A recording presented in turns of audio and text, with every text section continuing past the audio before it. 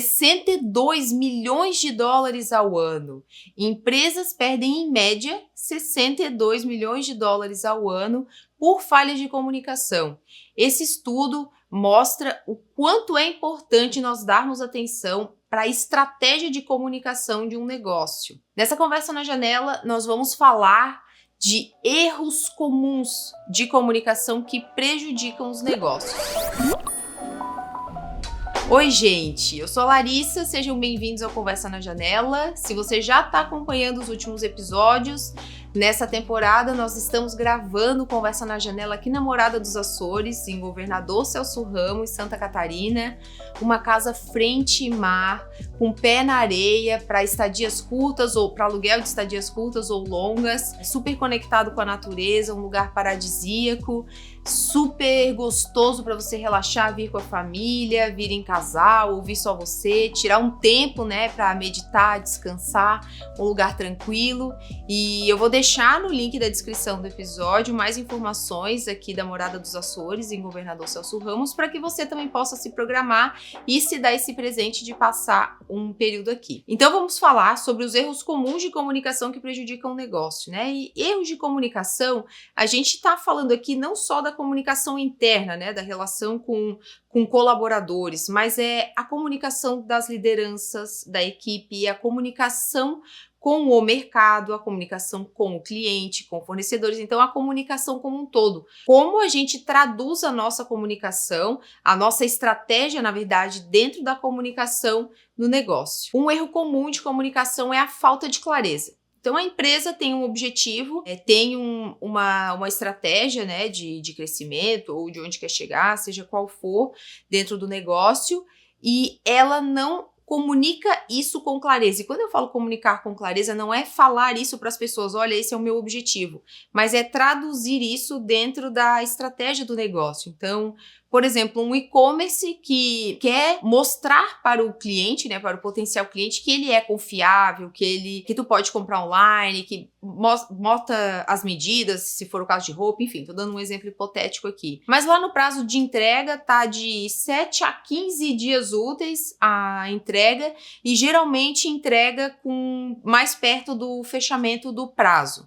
Então, assim, na prática, isso não está refletindo aquilo que essa empresa quer comunicar. Isso pode desencadear outros fatores que vão prejudicar, só que não de forma tão clara. Então, a pessoa pode não comprar de novo por esse fator, isso não está claro. Então, o fato de você ser capaz de traduzir a sua estratégia em ações e comunicação dentro de todo o seu ecossistema. Depois são informações desalinhadas. Isso também é um erro muito comum que prejudica os negócios. Então você tem uma estratégia comercial e você tem uma comunicação, um treinamento para o seu time comercial, repassa isso para o cliente, mas dentro lá da estrutura do sucesso do cliente ou da estrutura operacional, não estão engajados com aquele objetivo do negócio, com aquele objetivo comercial.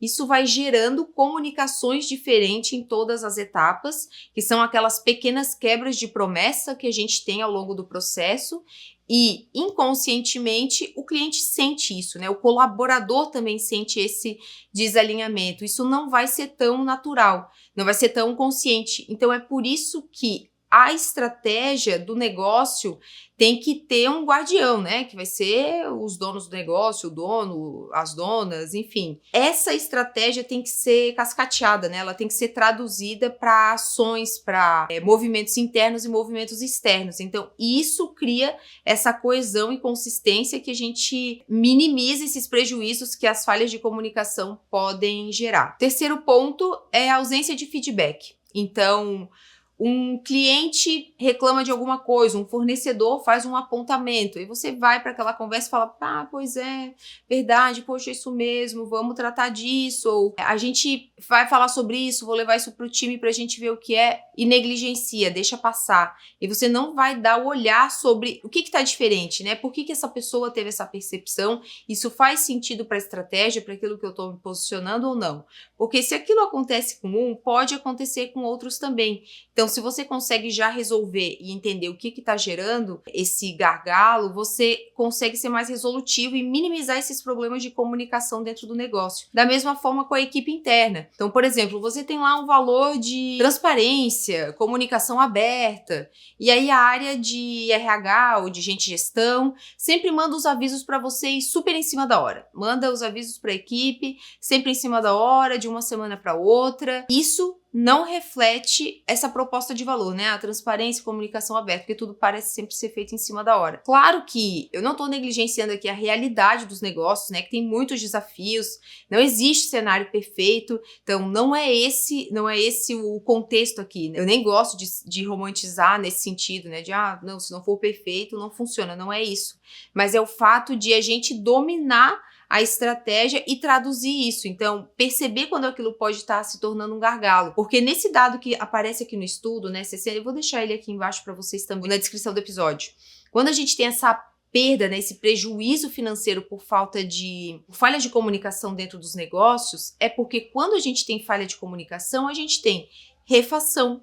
A gente tem dificuldade de entender alguma coisa, a gente desperdiça ou a gente não procura, se for o caso do cliente, por aquele negócio, porque a gente não entende que é aquilo que ele entrega. Então, a gente acaba tendo perdas, porque a gente não traduz a estratégia em ações em comunicação dentro de toda a jornada. Então, por isso que, mesmo quando é o cenário do negócio, são desafios que fazem parte, a gente precisa parar e pensar, poxa, isso aqui não está conectado com o que eu sou, ou não, isso aqui faz parte do que eu sou. Se tem alguém que não gosta, é porque essa pessoa é que não está conectada com a minha cultura, ou que não está conectada com o meu produto, porque isso é dessa forma que eu executo. Então, esse nível de consciência é que é importante. E um outro ponto que gera prejuízo, né, dentro dos negócios por falha de comunicação é o excesso de jargões ou de termos muito técnicos ou de termos que são muito familiares somente com aquele nicho. Quando a gente usa termos muito técnicos ou uma linguagem muito complexa ou difícil de ser compreendida, a gente vai acabar falando com um número mais reduzido de pessoas. Nem todo mundo vai ter o mesmo repertório que o seu, mesmo dentro do mesmo segmento, nem todo mundo vai ter o mesmo domínio ou usar os mesmos termos, e aí isso faz com que menos pessoas sejam capazes de compreender aquilo que você está falando. Da mesma forma para treinamentos ou condução com a equipe interna. É importante também trazer para um nível de consciência, né, para fazer isso de forma consciente. É simplificar a linguagem, né? Sempre tem um jeito de falar mais fácil, sempre tem um jeito de comunicar de forma mais simples. As crianças muitas vezes surpreendem a gente falando ou traduzindo, né, sentimentos, impressões, percepções de mundo que elas têm de um jeito muito mais simples e muito mais carregado de naturalidade. Então, esse exercício da gente tentar comunicar de forma mais simples também é muito eficaz para a gente reduzir esses prejuízos que a falha de comunicação gera nos negócios. A falha de comunicação dentro do negócio pode gerar perda de produtividade, perda de engajamento, perda de produtividade porque se eu não entendo o que eu estou fazendo ou como que eu faço, eu posso levar mais tempo ou ter que fazer mais vezes. Engajamento é a mesma coisa, não posso perceber tanto valor naquilo que eu estou fazendo. Mas tem um conceito bem interessante que é o paradoxo da escolha. Tem um livro com esse mesmo conceito, com essa teoria, eu vou deixar também na descrição. E o paradoxo da escolha, ele fala justamente sobre isso, que quando a gente tem muitas opções para escolher, para decidir, para interpretar, a gente acaba tendo uma paralisia.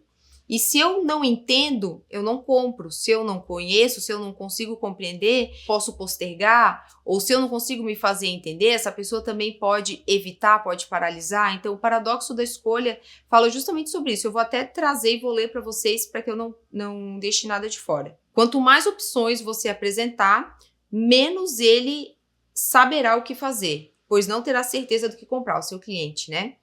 Mas ele postergará uma decisão de compra e acabará por não comprar nada. Mas aumenta a probabilidade do consumidor fazer piores escolhas e o consumidor pode se sentir menos satisfeito com a escolha ou experiência ou se arrepender da compra. Então, se o cliente se sente perdido, ele pode demorar mais, ele pode não comprar de novo.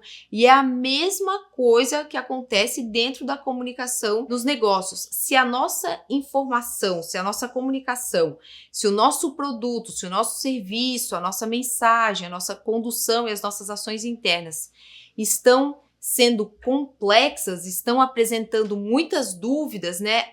Seja o colaborador ou o cliente, ele tem que interpretar e entender qual opção ele escolhe, por qual caminho ele vai, o que eu estou querendo dizer com aquela mensagem, ele tende a paralisar, ele tende a não perceber valor.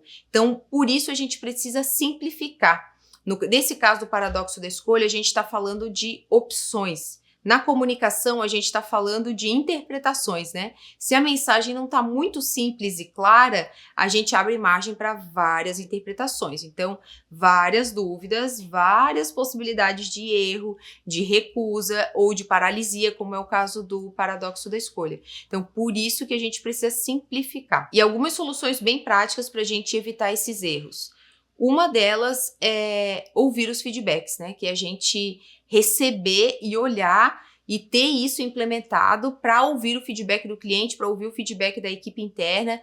A Starbucks faz muito isso de ter ações de ouvir sempre o feedback do cliente, porque dessa forma a gente consegue entender como que a nossa mensagem está sendo percebida, né? Não só entender se ele está satisfeito, mas entender se aquilo que eu estou comunicando está fazendo sentido, está gerando valor e está conectando para que a gente continue comunicando dessa forma. Uma outra forma é testar, é levar aquilo para o mundo real, né? Então, se você preparou uma apresentação, teste, apresente para alguém.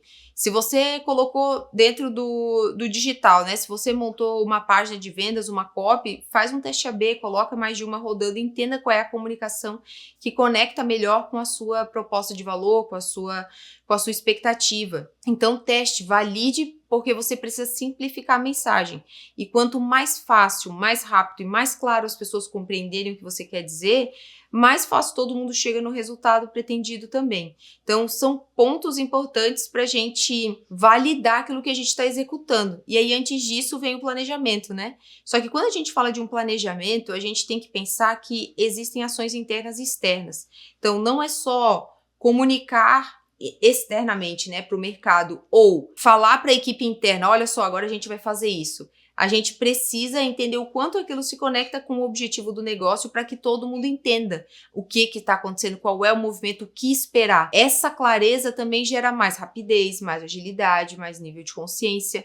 Então, traduzir isso em ações internas e externas também gera resultado financeiro, né? Por mais que pareça muitas vezes algo muito no âmbito das ideias, falar de comunicação é algo que reflete no caixa, que impacta, porque a gente tem reflexo de melhoria de reputação, engajamento, mais conexão, menos reuniões longas ou escrever muitas coisas, fazer muitas coisas para se fazer entender. Quanto mais claro, mais objetivo, mais rápido for a mensagem, mais fácil todo mundo chega no objetivo. E claro que no dia a dia a gente tem sim muitos desafios, né? A gente tem um processo, mas acontece um problema com o cliente que a gente precisa resolver e abandonar certas coisas. Então, faz parte. A gente não tá falando aqui, porque eu ouço isso muito no dia a dia, nossa, Larissa, mas tratar disso, tem que ver a realidade lá no meu negócio, acontece desse jeito, acontece daquela forma. Só que geralmente a causa raiz desses problemas é isso, a comunicação não tá alinhada. Então acontece que é sempre aquele bombeiro tentando apagar aqueles incêndios que aparecem todo dia na operação. Então a gente não só precisa ter guias e treinar, mas é entender os papéis, né? Com quem que eu conto, quem faz o quê, quem sabe do quê. Então, mapear essas ações e mesmo que sejam problemas novos ou acontecimentos novos, assim que acontecerem, entender. E tem a matriz RACI, que ela é muito, muito, muito útil para esse tipo de organização da comunicação, que ela é dividida entre definir quem é o responsável, quem é o aprovador, né? RACI, 3 letras, RACI. Quem é o responsável, quem é o aprovador, quem é o consultado e quem é o informado. Então, diante de cada tarefa dentro do seu projeto, diante de cada ação dentro do que você está fazendo, sempre definir esses papéis. Quem que é o responsável, quem que é o aprovador, quem que é o consultado e quem que é o informado, porque dessa forma, qualquer pessoa que pegue sabe como conduzir, a quem recorrer, como fazer. Então, saber papéis, né? Entender os papéis, entender o objetivo. E aí a gente vai traduzindo. Se são novas pessoas, se não são, se são novos processos ou novos fluxos, mas diante da demanda, diante do objetivo, a gente sabe como se conectar, isso internamente, né? E externamente, a gente precisa de uma estratégia estratégia de comunicação, né? De ações de marketing, de ações de venda, de ações de como conduzir a abordagem comercial. Isso nem sempre quer dizer que são ações no digital, né? Então tem dezenas de canais que a gente pode utilizar para se comunicar. Essa comunicação, ela sempre vai passar pelo emissor, pela pessoa que está se comunicando, né? Seja o líder, seja a empresa, seja, enfim, um treinador.